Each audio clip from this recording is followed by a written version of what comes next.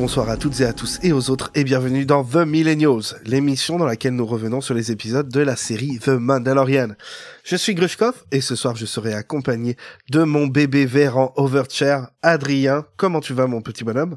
Patou. J'ai l'impression que tu me dis pas tout, Adrien. Effectivement, bonjour tout le monde. Comment tu vas? Bon, ça va très bien. On va parler d'un épisode qui est trop cool, donc tout va bien.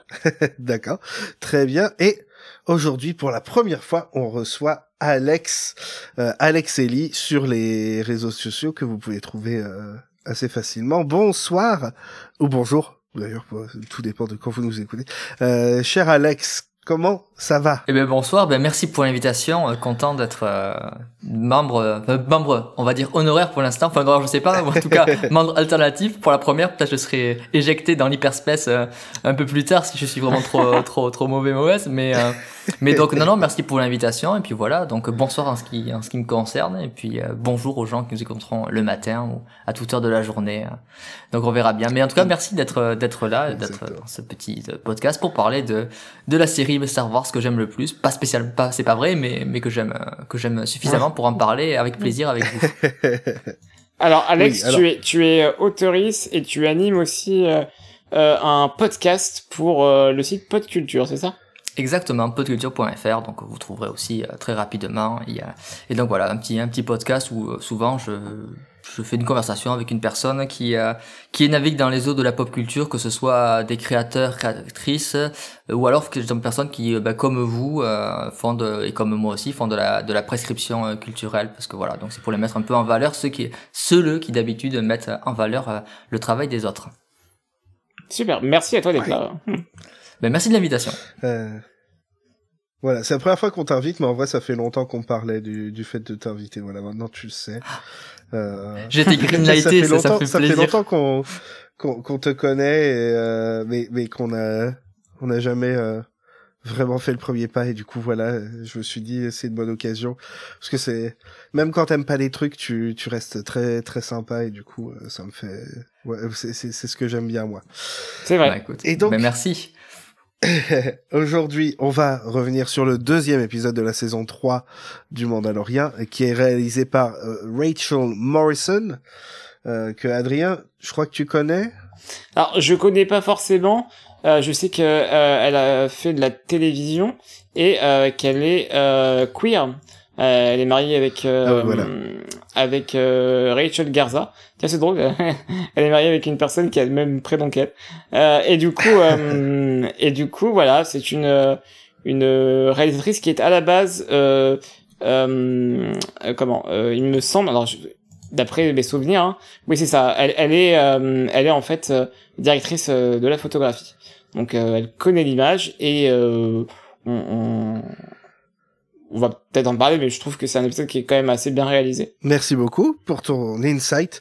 Et l'épisode est aussi écrit par Jon Favreau, encore une fois, et s'appelle The Mines of Mandalore. Rapidement, sans spoilers, je vais vous demander à tous les deux ce que vous avez pensé de ce deuxième épisode de la saison 3. Je vais commencer par Adrien, encore une fois. C'est lui que je jette sous le bus à chaque fois, donc... Pas de panique, Alex. C'est Adrien qui passe en premier. C'est drôle parce que le premier contact que j'ai eu avec cet épisode, c'était sur Discord, où vraiment j'ai cliqué par inadvertance sur le salon consacré à la série et aux nouveaux épisodes qui sortent chaque semaine. Et le premier truc que j'ai lu, c'est Grushkov qui dit « Oh, c'est un épisode super Adrien Core ». Ou c'est un truc comme ça que t'avais écrit. Et c'est le premier contact que j'ai eu avec l'épisode. Et est venue ma pause déjeuner. Et donc j'en ai profité pour regarder l'épisode pendant ma pause déjeuner. Et effectivement, tu avais raison, Grushkov. C'est un épisode super Adrien Core, hein, et vraiment tout ce qu'il faut que j'aime et qui en fait, je pense, un de mes épisodes live préférés de... Après, je dis ça toutes les semaines, hein, mais vous avez l'habitude maintenant. Mais non, j'adore vraiment beaucoup cet épisode. Merci beaucoup. Mais oui, effectivement, quand je l'ai vu, j'ai impossible de pas penser à toi. Et toi, Alex, toi, tu étais plus sceptique que nous face au retour du Mandalorian après cette première saison de Andor.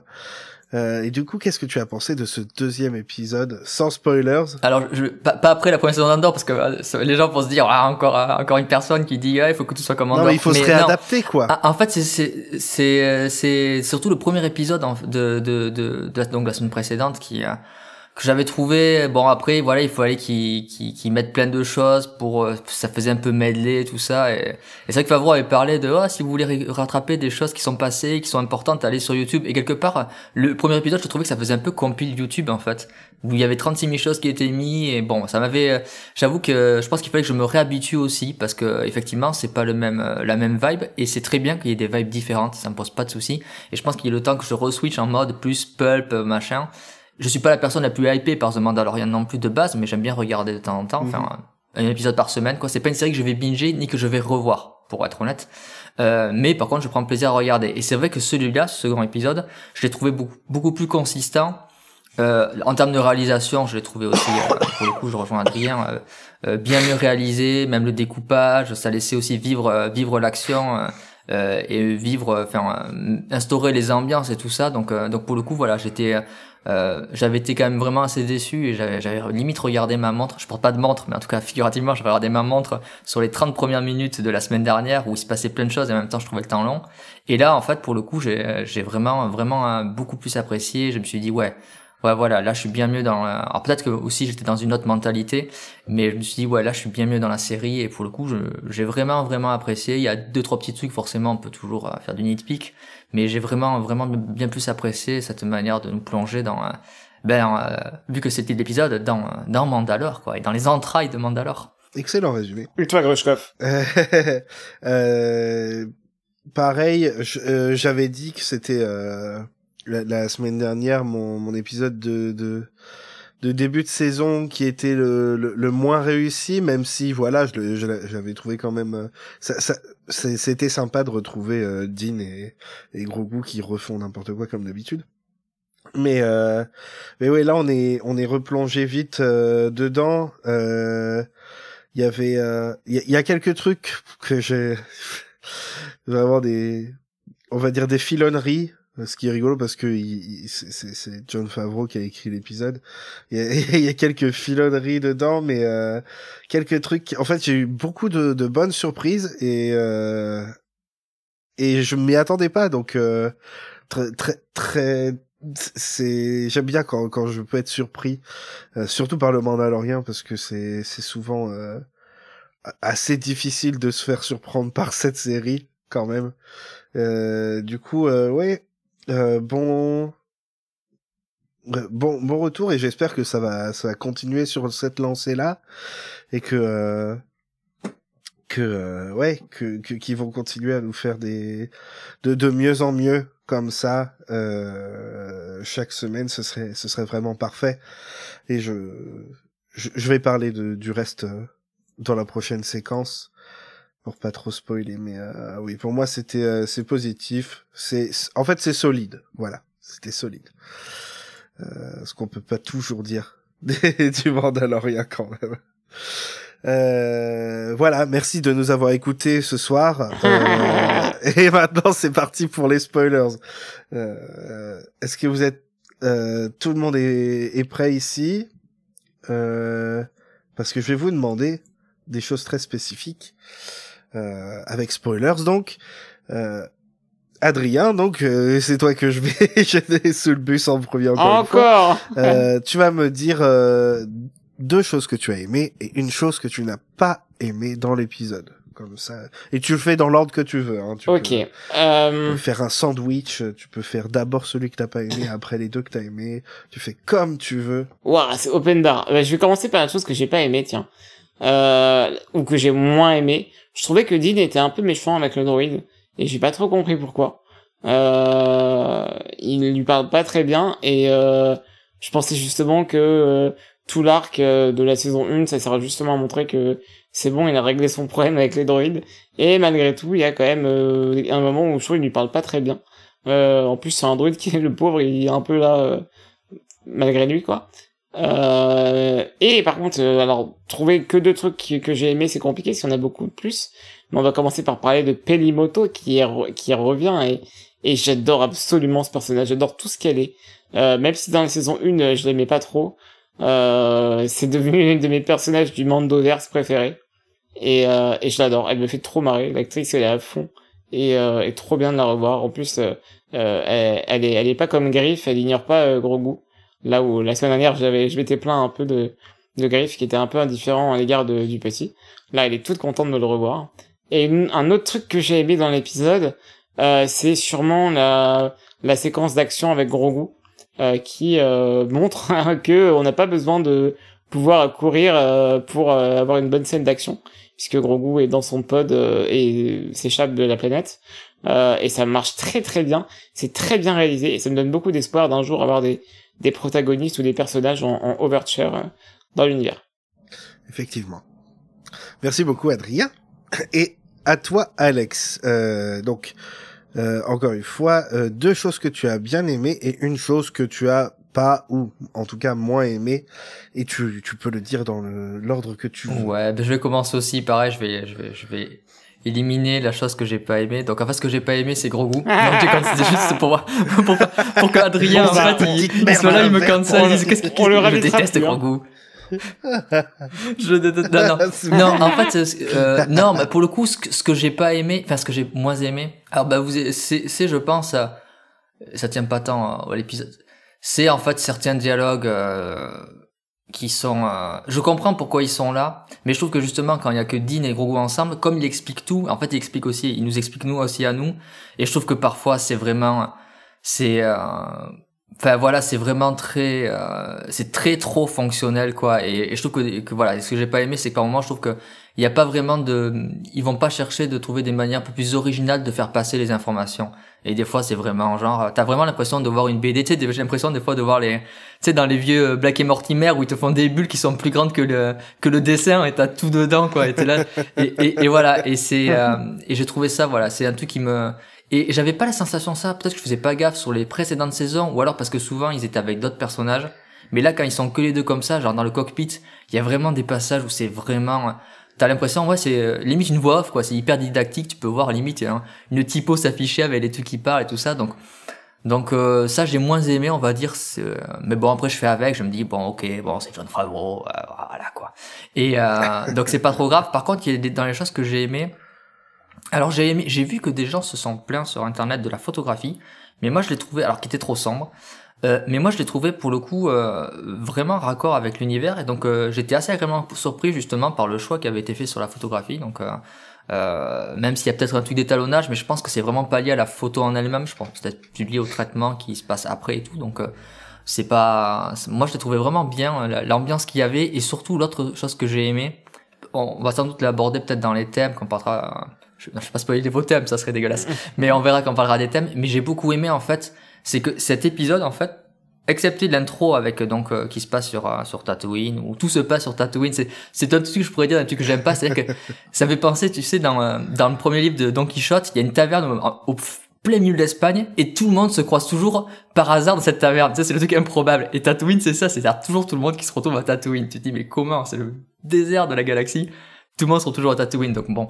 Mais ce que j'ai beaucoup aimé, c'est qu'en fait, hormis ce prologue-là, en fait, c'est un double épisode. T'as le même épisode coupé en deux avec Dean et avec Bo-Katan, et c'est quasiment exactement les mêmes scènes, le même découpage, les mêmes plans, mais sauf que la manière dont ils mettent en scène et les personnages évoluent dedans montre en fait la différence qu'il y a entre justement Dean et ce qu'il croit, et Bo-Katan et ce qu'elle a cru et ce qu'elle était. Et ça, j'ai trouvé ça vraiment, mais vraiment super bien fait en termes de mise en scène, et je rejoins ce que disait en intro Adrien sur Rachel Morrison. Je crois que c'est un de ses premiers, enfin elle a fait quelques épisodes de série, mais elle vient à peine de commencer, j'ai regardé elle est en train de travailler sur son premier long métrage là, et donc elle est encore assez récente au niveau derrière la caméra à ce niveau-là, et j'ai trouvé que c'était quand même pour peu d'expérience quelque chose de super maîtrisé et tout ça. Donc voilà, donc ce côté-là d'avoir deux épisodes en un où t'as quasiment la même histoire qui se refait, sauf qu'elle est différente parce que les deux persos qu'on suit n'ont pas la même perception de Mandalore et de ce que sont les Mandaloriens. Donc ça, j'ai trouvé ça vraiment,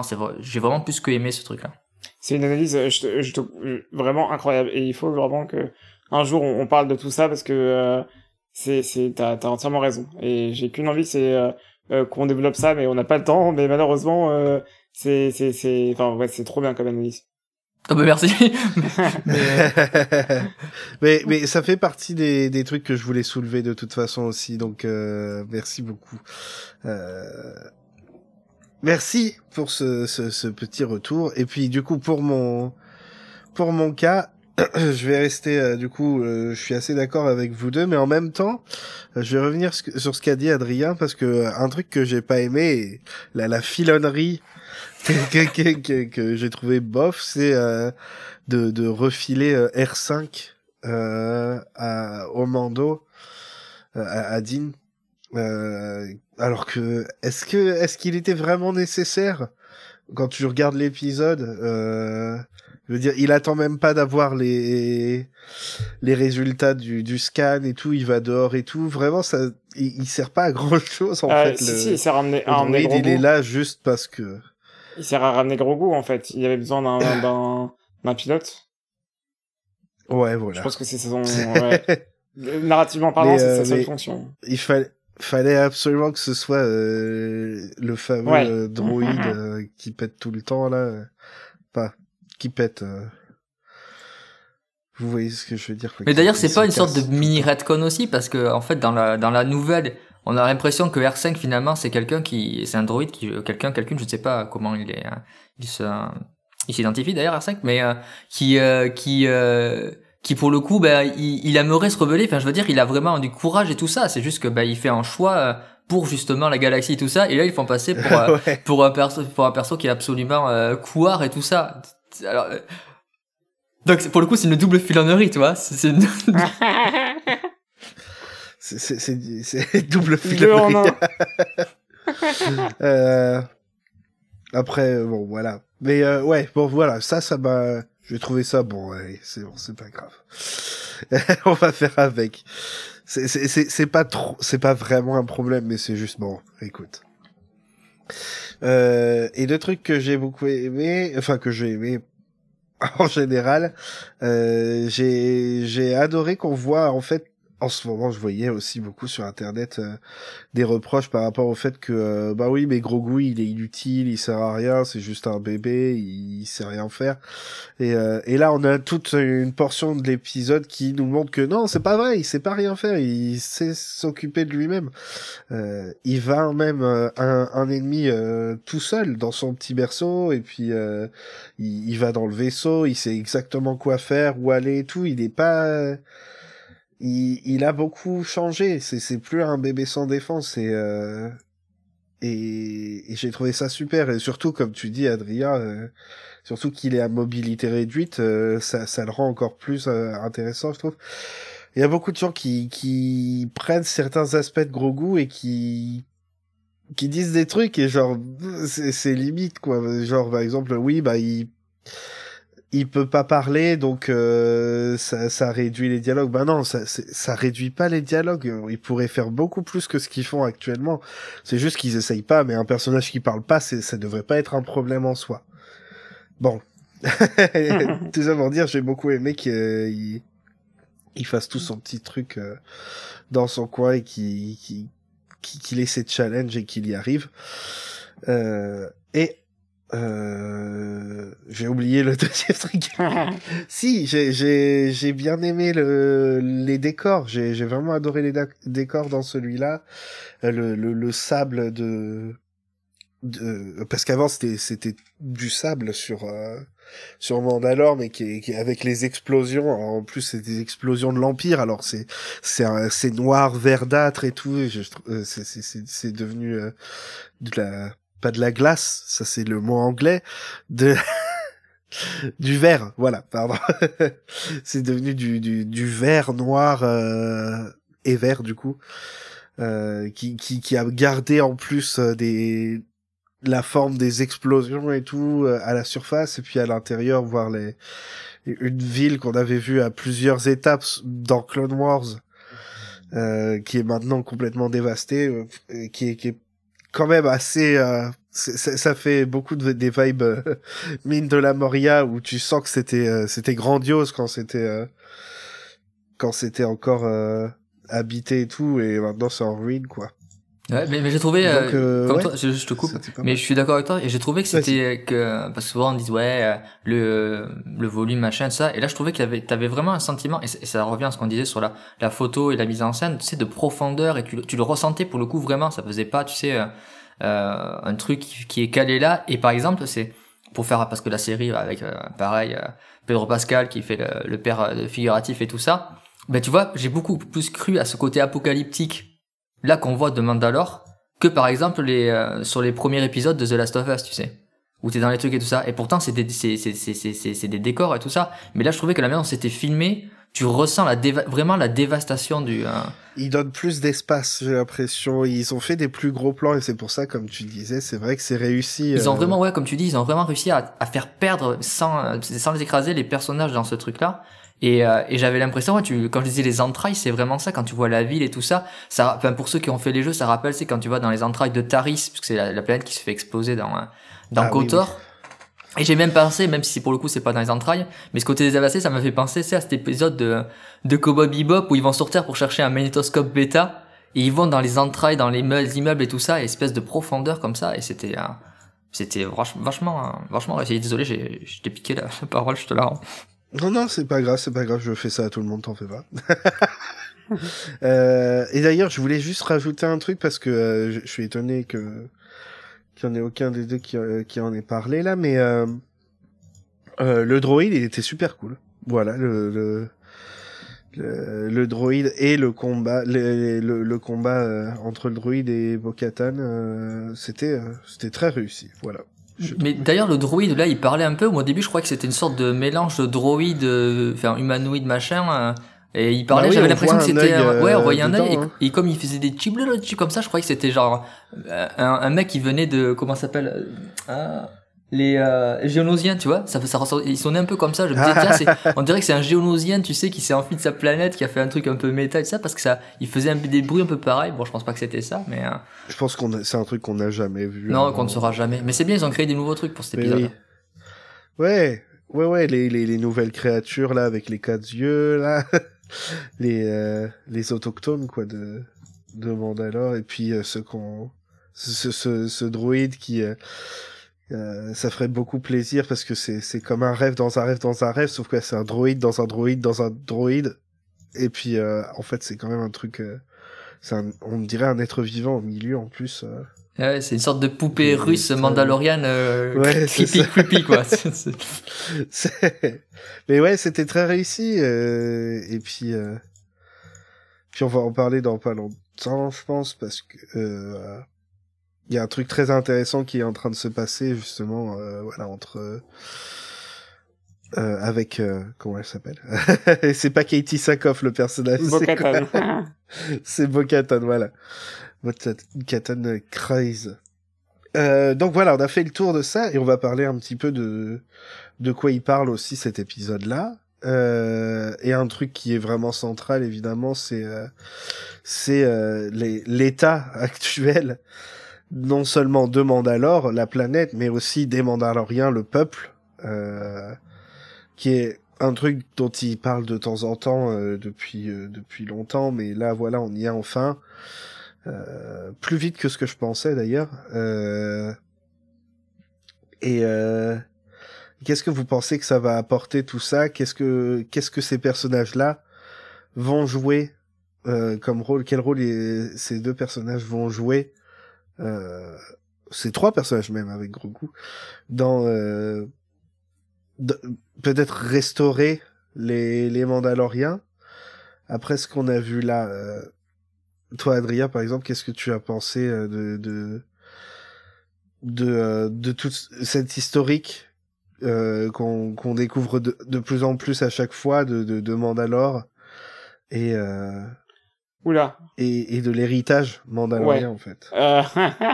Je pense que je demande ça à la mauvaise personne parce que les Mandaloriens, je n'ai jamais vraiment eu quelque chose à faire, désolé, mais c'est vraiment pas genre mon truc préféré de Star Wars, même si j'ai vraiment appris à les aimer avec Dean et Boba récemment. Puis j'aime bien aussi Sabine quand même. Mais sinon ouais, je suis assez curieux du reste. Surtout que c'est cool de voir de voir la planète, parce qu'en fait on l'avait pas revu depuis Clone Wars, saison 7, c'est ça, hein. On l'a vu se faire bombarder dans Boba Fett, dans l'épisode du Mandalorien de Oui, Boba c'est Fett. c'est vrai. mais du coup, c'est pas mal, et ouais, ce que je pense de la chute de Mandalore et des Mandaloriens, je sais pas trop. Je sais pas s'ils vont réussir à trouver une entente, mais j'ai vraiment bien aimé de ce point de vue-là Bo-Katan, parce que tu sens qu'en fait c'est genre une reine, genre je pense géniale, dans le sens où genre tu sens que ça l'a fait chier que son peuple soit vraiment séparé, et ça l'a fait pas chier pour des raisons personnelles à elle, parce que elle a rien à prouver, tu vois. Elle est là, c'est l'héritière, elle s'en fout, tu vois. Mais juste elle est genre emmerdée de voir son peuple, tu sais, qui n'est pas uni, et ça se voit au moment où elle voit Grogu dans le cockpit, et qu'elle se dit voilà, j'ai quand même un des membres de ma caste qui est de ma caste, c'est pas un bon mot caste, mais de membres de mon peuple qui a besoin, donc j'y vais, voilà. quoi. Et c'est cool, je pense qu'elle peut incarner vraiment alors elle l'a toujours fait, hein, plus ou moins, hein, Bo-Katan, incarner l'unité, mais là c'est cool parce que en fait j'ai l'impression qu'on arrive au bout de son arc, quoi. Enfin, on arrive au moment où ça va être décisif, parce que Bo-Katan, elle a jamais vraiment trop été, je vais peut-être me faire taper dessus, mais importante. Ça a jamais été l'héroïne. Oui, elle avait une importance, mais c'était pas non plus une protagoniste. Et je trouvais pas forcément qu'elle avait beaucoup de choses à raconter en tant que personnage. Et là, ça commence à vraiment changer, j'ai l'impression. Et le fait de la voir un peu en reine déchue, mais quand même prête à tout pour son peuple, j'aime beaucoup. Oui, ça m'a beaucoup fait rigoler parce qu'elle voit le vaisseau arriver, elle fait oh, il commence à me casser les pieds celui-là, et elle arrive et elle voit qu'il est en danger, elle l'hésite même pas, Ouais, direct. Elle va le sauver, et j'ai trouvé ça très intéressant parce que c'est pas du tout ce que je pensais qu'ils allaient faire avec elle. Ouais, pareil. Et peut-être que justement ce que je pensais qu'ils voulaient faire avec Dean, c'est pas du tout ce qu'ils vont lui faire faire, c'est-à-dire que ça avait l'air d'être ouais, on va en faire le nouveau vrai je sais pas, le nouveau Mandalore là, le fameux de légende. Mais finalement avec cet épisode là, ils ont remis Bo-Katan enfin ils lui ont redonné pas mal de légitimité parce qu'elle elle fait vraiment pas les choses par-dessus l'épaule, quoi. Elle y met vraiment du sien, et c'est vraiment important pour elle. Et même quand elle fait découvrir des parties de la culture mandalorienne à Dean, elle le fait pas en mode gatekeeping, genre bah t'es pas un vrai Mandalorien, par exemple si t'as jamais bouffé la soupe pourrie là.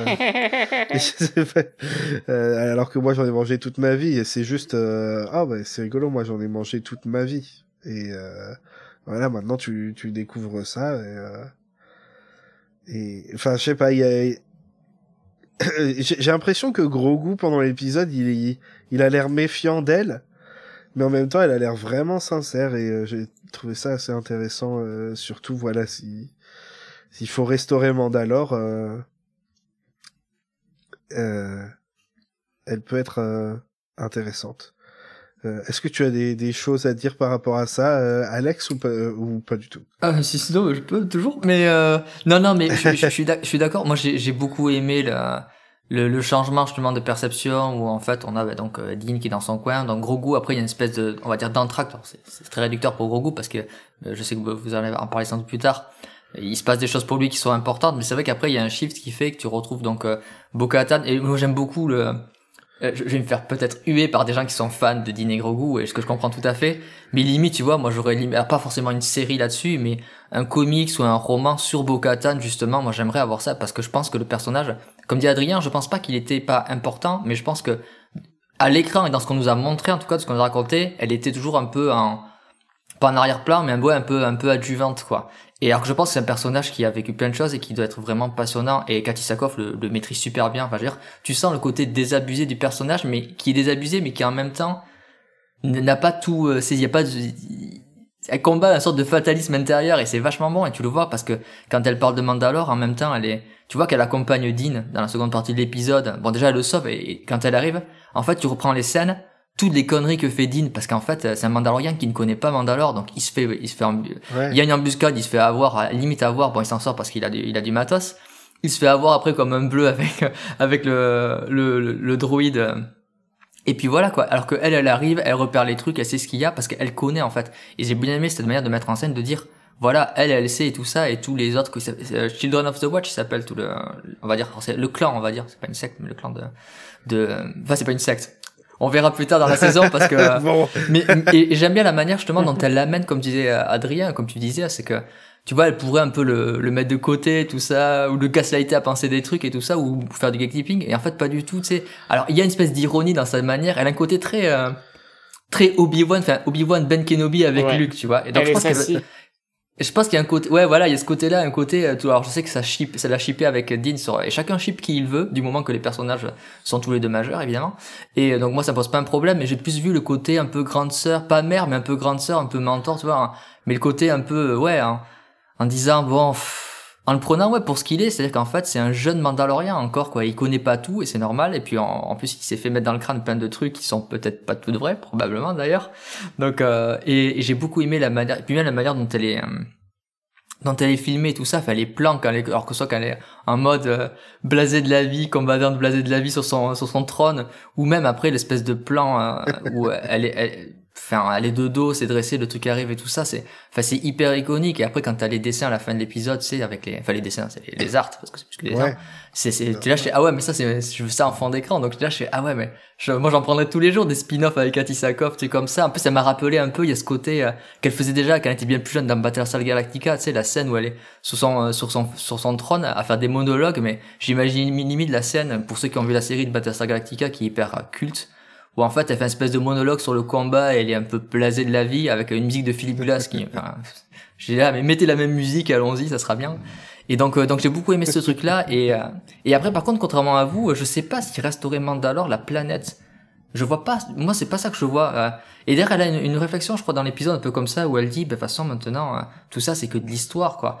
Et donc c'est plus une transmission, bah, comme il y a mais la planète, moi je les vois pas, en fait, réhabiter la planète, ou je vois pas ce truc-là. Par contre, je pense qu'il y aura, je sais pas si Dean sera le futur Mandalore. Je suis pas fan on l'a beaucoup vu, et des trucs comme ça, de la personne sous sa bannière qui réunit tout le monde. Bon, je sais pas. Ça va peut-être Grogu, parce qu'il est Mandalorien quelque part aussi, hein, Grogu maintenant. En tout cas, suivant le truc. Si j'ai bien suivi ce qui se passe dans le Book of Boba Fett, parce que j'étais bien regardé sur YouTube ce qui s'était passé. Mais par contre, je pense que en tout cas, j'attends un bon vieux fight entre Bo-Katan et Zir Morer, là. J'attends le bon vieux fight. Ça, ce serait vraiment super. Ça, et pendant que t'auras, c'est qui, c'est Paz Vizsla, hein, c'est Paz qui ira se friter qui se fritera avec Dean. T'auras Grogu qui se fritera avec le petit gamin, là, le mis le casse sans lui couper les cheveux. C'est pas super propre, hein. Oui, c'est ça. Et je pense qu'il y aura un fight, ça. Donc, c'est en rigolant, mais je pense que ça va vraiment arriver. Et j'aime beaucoup la façon dont et un truc qu'on n'a pas noté, c'est que l'épisode il se finit pas sur un cliffhanger, mais je veux dire t'as pas une vraie fin d'épisode, et c'est assez rare pour The Mandalorian, ça, j'ai l'impression. Donc c'est vrai, ouais, donc c'est vrai. Ben ouais, je me posais la question, je me dis, est-ce que dans les autres saisons, comme je dis, je les ai pas revus, mais j'avais pas l'impression qu'il y avait de gros cliffhangers. C'est souvent je me souviens pas du tout d'avoir eu un truc comme ça. Que là t'as une espèce de fin un peu abrupt, tout ça, donc c'est cool. Ça veut dire qu'on va vraiment avoir du rapport Dean, un rapport entre guillemets Dean Bo-Katan, qui va continuer là-dessus. Bah, dis donc. Ouais, non, parce qu'après, je sais, enfin, mais comme je vous dis, si vous voulez shipper Bo-Katan, Bo-Kadin, je ne sais pas comment ça va appeler ça, quoi. C'est, alors que, bon, nous, on ship tous, Dean et Cobb, mais bon, Dean, à mon avis, il est un oui, peu, là, c'est ça. il est un peu, c'est difficile de voir quelqu'un d'autre. Il est un peu slutty, quand même. Il est un peu Denzel et Distress, Dean, hein. À chaque fois, bon, il faut, c'est vrai. Perso, j'ai, pendant un temps, shippé, Dean et Luke. Mais, voilà, bon, Ouais, mais parce que Luke, il est pareil, hein, c'est les mêmes, les deux. C'est vrai que c'est le même type de mec. Mais bien sûr. Qui, tu sais, ils sont là, ils savent pas trop ce qu'ils foutent là. Par contre, après, pour faire un baiser entre un mec qui a toujours un casque sur la tête et l'autre qui a un deep face, ça va être chaud quand même. En fake face, deep face. C'est pour ça, ils ont abandonné. Ils ont dit, bon, non, allez, on va faire. Après, ils ont pas besoin de casque, enfin, pas grave s'il y a des casques, hein, pour, il y a d'autres moyens de le faire. Après, je dis ça, je dis rien. Il y a toujours des solutions. Il y a toujours toujours des solutions. vrai, Il y a c'est toujours des solutions. C'est ça qui est bien. Mais non, bah, c'est vrai qu'on s'écarte peut-être un petit peu. On est parti tellement loin. Mais ça provoquera la chute des. Non, mais ça sera un renouveau des Mandaloriens de cette manière-là. Non, mais c'est vrai, voilà. Bon, pour revenir pour le truc non, chose que j'ai aimé beaucoup avec Bo-Katan aussi, c'est que tu sens vraiment le côté régalien, comme vous en parliez en fait, hein, de ce côté reine déchue, mais en même temps reine quand même. C'est que tu vois, entre Dean qui sait pas servir du Darksaber et elle arrive à te le prendre. Exactement. Et elle te défonce les trucs comme ça et c'est hyper. Enfin, c'est. Elle était trop cool. C'était vraiment très très cool. Et même Grogu, il est là, il regarde ça, il se dit ah ouais, quand même. Elle est balèze, Tata. C'est ça. Ah, finalement. Merde, peut-être que je suis pas avec le bon Mando. Ouais, c'est ça. Ça va être ça, en fait. Tu vas voir dans 2 épisodes, il va avoir un truc, et il va avoir un spin-off, et il va partir avec Bo-Katan, et l'autre, il va être là. Bon, il sera avec R5. Et ben voilà, tiens. Allez. Et oui, j'ai trouvé ça très intéressant, justement, cette différence de façon. Ils ont vraiment bien pris en compte tout ce truc de oui, Dean il a du mal à utiliser cette arme là, mais pas elle. elle a aucun souci à l'utiliser, mais en même temps après elle lui redonne parce qu'elle l'a pas gagné de manière honorable, et donc c'est vraiment là où je me suis dit attends, mais elle est vraiment enfin je pensais qu'elle allait être un peu comment dire, bitter, comment on dit en français, amer. Je ne sais plus. Ouais, un peu amer de tout ce qui s'était comme on dit par chez moi. Ouais, voilà, c'est ça. Surtout, elle avait l'air au début de l'épisode, mais en fait, j'ai l'impression qu'elle a quand même beaucoup de compassion pour ce himbo là qui sait pas du tout ce qu'il fait, mais il va quand même au bout. Et peut-être que ça l'inspire aussi un peu. Ah oui. Genre, il a aucune idée de ce qu'il fait, mais il va le faire, quoi. S'il pense que c'est la bonne chose à faire, même si elle trouve ça ridicule. En même temps, elle aussi, elle a fait partie de la Watch quand elle était jeune. Du coup, peut-être qu'elle voit aussi un peu d'elle-même en lui et tout. Enfin, je trouve ça très intéressant. Mais moi, je suis d'accord avec toi, ouais. Et je me demande s'il n'y a pas pour elle aussi ce côté-là de l'accompagner, même si elle croit pas forcément à ce qu'elle dit. Bon, après, elle voit le truc dans l'eau, le Minotaur, machin. Donc bon, il était content. Enfin bon, il avait envie de le mettre, il a mis. Bon, tant mieux. Mais c'était sûr. Mais je pense qu'en fait, il y a un côté aussi. Alors, parce que comme toi, je vais sortir des mots anglais, healing, mais je pense qu'il y a ce côté-là chez elle aussi. Je pense qu'elle a besoin aussi. Enfin, elle a quand même plein de traumas, hein, cette femme-là, quoi. Et je pense que c'est une manière aussi, et c'est pour ça je me demande vraiment qui c'est qui va avoir, à moins qu'ils soient détruits, mais je sais pas s'ils vont détruire à chaque fois les sabres. Bon, ça ferait un peu gros, quoi. Mais tu vois, moi, je sais pas encore, mais moi, je sens bien, par exemple, je sens bien un vrai fight honorable de Mandalorian pour récupérer le Darksaber, parce qu'elle le fera que comme ça, entre elle justement et The Armorer. L'armurière, je sais pas comment il appelle en français, je crois dans l'anglais, donc ouais. Parce que je la sens bien la forgeronne, ouais, je sais pas pourquoi, je me tromperais peut-être, mais je sens bien qu'il y aura un truc comme ça, parce que à moins que Dean le garde et tout ça, mais je me demande vraiment ce qu'ils vont en faire de ce truc là qui est important, et parce que finalement ouais, Dean il a gagné, mais c'est contre qui? Contre Gideon, mais enfin c'est j'avoue que à chaque fois je me demande vraiment qui c'est qui va finir avec ce truc là, et je suis pas convaincu du tout que ce soit Dean.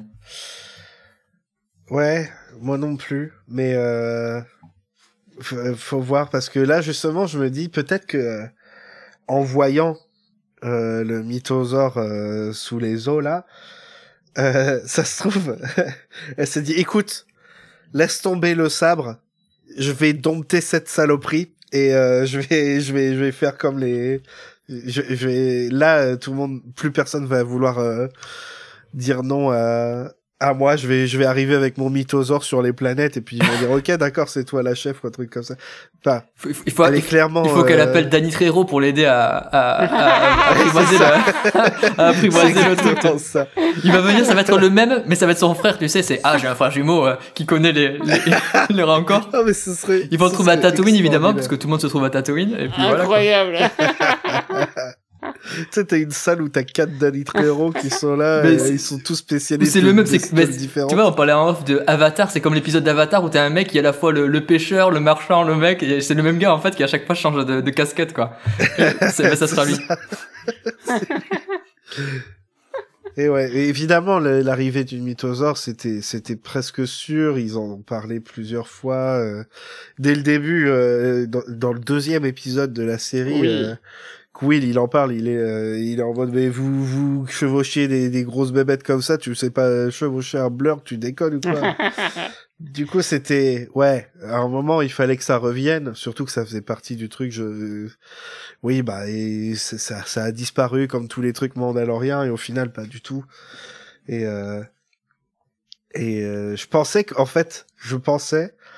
que Dean, dans les eaux, là, il trouverait un œuf de mythosaure, mais en fait, c'est clairement pas du tout un œuf. Il est même beaucoup plus gros que ce que je pensais. Ouais, il est immense, le bordel. Ça, c'est Godzilla. C'est immense, là, ça fait penser aux espèces de trucs hyper gros que t'as mais c'est dans un lac, donc c'est logique, mais là, t'as l'impression qu'il est dans un petit bac, et puis d'un coup, le truc, il est hyper profond, et par contre, j'ai bien aimé que, ils le montrent, ils ont pas abusé, et c'est bien parce que souvent, ils ont le réflexe de, des fois, alors j'allais dire Favreau Filoni, mais il est pas d'un coup Filoni, je vais pas taper sur lui, il était pas dans cet épisode. Mais ils ont tendance des fois, tu sais, à surmontrer le truc. Et là, j'ai bien aimé que, enfin, ils ont vraiment joué et d'ailleurs, ce que j'ai pas compris, c'est que la bestiole, il chope Dean, mais après, il le laisse tranquille, quoi. Enfin, il est là, bon, ben voilà. On sait pas si c'est la bestiole qui l'a chopé. Peut-être que c'était un test, hein, tu sais. De toute façon, il a juste glissé comme un gros naze. Ouais, mais ouais, c'est ça, c'est dans les escaliers. Et Bo-Katan en mode, bon, allez, here we go again. Je vais encore aller le chercher, le mec, c'est 2 fois en 20 minutes, quoi. C'est là, le gars, mais c'est pas possible, mon gars, mais regarde où tu mets les pieds. Et ça m'a fait rire quand même, parce qu'il est hyper solennel quand il parle, et d'un coup, allez, au revoir, quoi. J'avoue, j'ai eu un ricanement en me disant, ah là là. Tu le sens venir, le truc, mais c'est quand même drôle. C'est vrai qu'il ouais, c'est ça. Il est nul à chier, mais qu'est-ce que je l'aime. Mais qu'est-ce qu'il est nul. Mais c'est pour ça que moi je l'aime bien, parce qu'il est vraiment, c'est un nulot. Mais oui, c'est un bébé, il est tout petit, la manière dont Bo-Katan il fait son mieux, tu vois, mais. Les seuls moments où elle le considère comme un adulte, c'est quand elle dit à Grogu, ouais, ton papa. C'est les seuls moments où il est considéré comme un adulte et comme, mais sinon, elle le voit comme son petit frère, en fait. Je pense que la métaphore du petit frère, elle est vraiment pas mal, parce que, elle est un peu sassy avec lui comme un grand frère, tu sais. Elle est un peu, moi, je sais tout et tout. Et puis, il faut pas oublier qu'elle a perdu sa sœur aussi. Alors, je sais pas si Satine était plus jeune qu'elle ou pas, peut-être pas. Ouais. Mais je veux dire, tu vois, et c'est quelqu'un avec qui elle s'entendait, enfin, il y a une période où elle s'entendait pas ni rien et tout ça, et donc je pense que, il faudrait un centrique sur elle ou un roman et tout ça, mais comme tu dis, et même quand elle dit, ouais, ton papa, mais il y a le côté, genre, c'est un peu, c'est comme quand t'as des couples avec le père qui est un peu, père-enfant, genre, ouais, ben non, mais il est encore en train de faire le con avec son fils ou avec son père, tu vois, c'est un peu comme ça. Et j'avoue que le Mandalorian, j'aime ce côté-là, au début, il te présente comme, c'est un super chasseur de primes, mais sorti de son truc de chasseur de primes, le mec, il fait plein de conneries, mais je trouve ça cool, et pour le coup, c'est rafraîchissant, tu vois. Et ça, je trouve intéressant qu'ils appuient de plus en plus sur ça, où c'est un super mercenaire, mais c'est pas du tout un super Mandalorian, et c'est vraiment cool, ça. Donc ça c'est une chose de plus qu'on peut rajouter d'un truc que j'ai aimé sur l'épisode d'ailleurs, tiens. Mais je trouve ça vraiment sympa, et que finalement Grogu il est là aussi pour il évolue, mais il aide aussi vachement beaucoup Dean, et là il le fait, pour le coup, vous l'avez dit, pratiquement et spécifiquement là, ça veut dire, il y aurait pas Grogu, Dean, au revoir, quoi. Ouais, voilà, c'est fini. c'est terminé, plus de série, au revoir. Il y aura pas de 17 saisons. Bon, mais tant pis. Super. Merci beaucoup. Je pensais pas qu'on discuterait autant là. C'est bien. Comme quoi, il y a pas rien à dire, hein, même si c'est pas Andorre. Il y a quand même des trucs. Donc ça fait plaisir, parce que c'est vrai que moi la fin de la saison 2, elle m'avait laissé vraiment pas très bien. Puis bon, après ils avaient fait des trucs bizarres sur Boba Fett. Même si moi je suis bon public, donc. Moi, je voyais juste Temuera qui faisait son truc, ça me suffisait. Ouais. J'espère vraiment qu'ils vont pas nous laisser tomber comme la fin de la saison 2, quoi. Où c'est parti en cacahuète juste pour mettre Luke dedans, quoi. Mais je crois que c'est une des scènes. Quand je vois des gens qui disent, ouais, c'est comme la scène de Vador dans Rogue One. Non, mais ça n'a rien à voir. Enfin, c'est pas du tout, même après, qu'on peut aimer ou pas Rogue One, ce qu'on veut et tout ça, la scène de Vador, elle a vraiment, elle est là, elle est pas là pour rien, en fait. Et elle est logique. Que Luke, c'était vraiment, genre, on va reprendre la même scène, sauf qu'en fait, ce qui correspond à Vador ne correspond pas à Luke, et donc ça n'a rien à voir d'aller mettre cette scène de trucs juste pour faire comme ça machin et tout. Non mais je veux dire c'est bien, ouais, c'est qui, mais là pour le coup c'est vraiment ce que j'appelle et je suis bon plus, enfin je dis ça, moi j'ai été le premier à hurler au cinéma quand j'ai vu Vador, donc je suis probablement focus sur cette truc là, mais le côté de Luke, ça faisait vraiment, déjà je l'avais déjà vu, puis ça faisait vraiment ouais, j'ai ma figurine et tout ça. Et puis là, on va en vendre des figurines. D'ailleurs, quand je disais le Darksaber, mais si, ça finira avec Dean, comme ça, ils vont vendre des figurines avec Dean et le Darksaber, et ça va vendre. Mais je suis là, je fais bon, c'est le genre de truc où tu te dis, bon, ça va être Luke, mais c'est trop gros si c'est Luke. Ah ben, c'est trop gros. Ouais, pareil. Ouais, c'était un peu trop Moi, jusqu'au bout, je me suis dit, allez, avec un peu de chance, c'est pas Luke. Et ben, manque de bol, c'est Luke. Et encore moins de bol, bah, il emporte le gamin. Connard. En plus, il a pris le gosse, quoi. C'est horrible, quoi. Mais ouais, des fois, d'ailleurs, en regardant l'épisode, je sais même plus à quel moment, mais il y a certains passages, certaines lignes de dialogue, mais en fait, j'ai l'impression que ils se sont rendus compte qu'ils avaient fait quelques conneries quand même dans la saison 2, parce que il y a quelques trucs qu'ils disent des fois, et franchement, je saurais pas vous dire, mais pendant l'épisode, là, je me disais, mais ouais, j'ai l'impression qu'ils ont un peu honte en fait de ce qu'ils ont fait et qu'ils essayent de corriger leur propre truc. Ça se trouve c'est pas du tout ça, mais c'était ce que ça m'avait fait penser sur le moment, quoi. Ouais, bah c'est possible. Après, comme je vous ai dit, moi je regardais, j'ai pas revu. Peut-être que vous avez revu les précédentes saisons, ce qui est pas mon cas.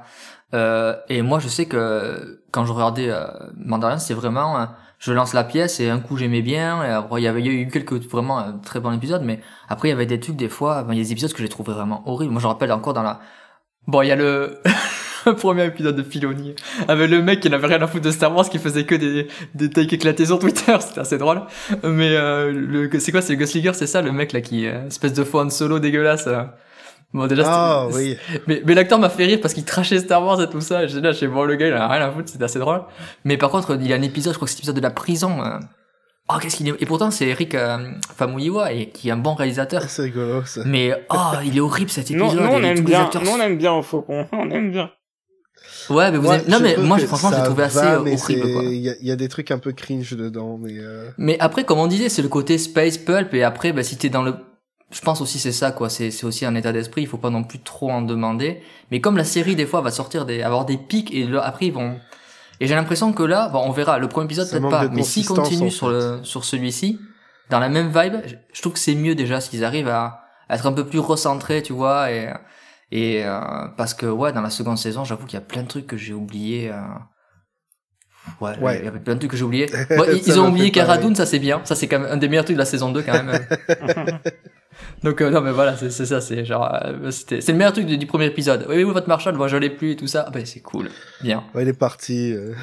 Parti, ne reviendra plus. Elle reviendra, elle aura fait elle aurait eu un problème, elle aura fait une opération de chirurgie là, comme Obi-Wan là quand il est chauve, c'est parfait. Mais bon. Ah, l'horrible épisode où il est dégueulasse là. Ouais, un triple épisode, je crois. Je crois, oui. C'est tout un arc. Un arc qui était cool, mais c'est vrai que là, semblant d'être mort. Ouais. Donc on verra bien. Mais mais comme tu dis, non, il y a des choses à en dire, et c'est cool, et c'est tant mieux. Enfin, franchement, moi j'étais très agréablement surpris par cet épisode, à titre perso. Ouais. Donc non, c'est à voir ce qui nous réserve. Je suis toujours un peu dans la méfiance avec Favreau quand même. Mais bon, je me dis allez. Ouais. Espérons qu'il ait enfin trouvé exactement ce qu'il voulait faire, et que il va juste essayer de se concentrer un peu plus et de pas partir un peu dans les délires de juste ramener des jouets juste pour ça. Des filonneries, tu voulais dire le mot, des filonneries. Ouais, voilà, c'est ça, c'est exactement ça. Et on verra bien, parce qu'il y a un épisode qui est écrit par Dave, évidemment. On verra bien. Mais ouais, c'est bien. Est-ce que Adrien, tu veux qu'on parle de Grogu un petit peu, ou est-ce que c'est Non, en vrai, tout ce que je voulais qu'on aborde, ça a déjà été abordé. C'est ce que je pensais. Si ce n'est le fait que quand tu disais tout à l'heure, Alex, que on a le même chemin entre Dean et Bo-Katan, et au final ces deux chemins font miroir. qui est le lien dans tout ça, le lien littéral, Grogu. Et c'est cool. Et c'est très cool. Et on le voit de plus en plus évoluer, changer. Il fait beaucoup de gazouillis. On est très gâtés. Je pense qu'il aura, il dira son premier mot à la fin de la saison. Et d'ailleurs, Peli, ce sera Backlunky. c'est ça. Mais Pelimoto en parle justement. Ah, il vient de dire son premier mot. Alors que non, il gazouille seulement. Donc je pense à mon avis, on aura le premier mot de Grogu avant la fin de la saison mais qu'il prenne son temps. On n'est pas pressé. Oh, mais je pense que c'est un pari à prendre qui a une cote. Je pense que ouais. Après, à savoir est-ce qu'il dira Dean, on sait pas. Il dira Daddy. Il va dire Luke, le salaud. Luke. Ah, t'imagines? S'il dit Luke, j'arrête la série. Il va dire Grogu Skywalker. Ah putain de merde. Ouais, t'as la vieille elle est toujours en vie, là? Ben non, elle est plus jeune, donc elle est toujours en vie, oui. Elle va passer, Who are you? et en fait, Grogu, il va l'enterrer le Darksaber. Dans le sable Tatooine. Exactement, à la ferme des Lards aussi et tout.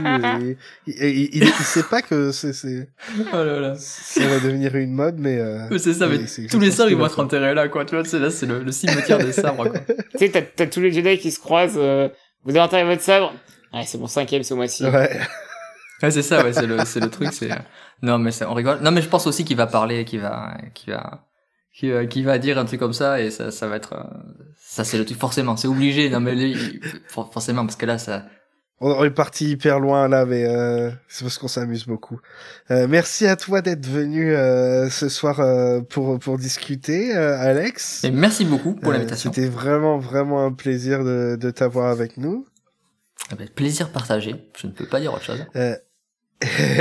Où est-ce qu'on peut te retrouver sur les réseaux sociaux Alors, tant qu'ils existent encore, parce que bientôt Twitter, ça va être Mandalore, tu vois, ça va pas loin de ça, ouais, quoi. c'est ça va être brûlé. Et donc non, mais c'est très simple. Alors Alexeli, bon, il y a une orthographe un peu pourrie, mais ALEK2SELI, donc @Alexeli sur Twitter. Et là, vous avez un Linktree dans ma bio, donc vous pouvez après trouver le lien vers podculture.fr. Où j'ai donc le podcast Chill Chat et bon Insta où des fois je mets des trucs mais pas tant que ça. Bon bref voilà, on va dire que mon hub c'est Twitter, tant que le hub il tient un peu on verra pour la suite. Ouais, c'est ça. Super. Encore une fois merci beaucoup. Merci à toi Adrien aussi d'avoir été là ce soir. Merci à toi d'avoir présenté d'être d'une main de maître. toujours à mes côtés. À mes côtés, je veux dire. À m'écouter aussi, parce que c'est difficile. Gros bisous à tout le monde. Que la force soit avec vous. Ciao. On se retrouve la semaine prochaine. Bye. Bisous. Bye. Bye bye. Ciao.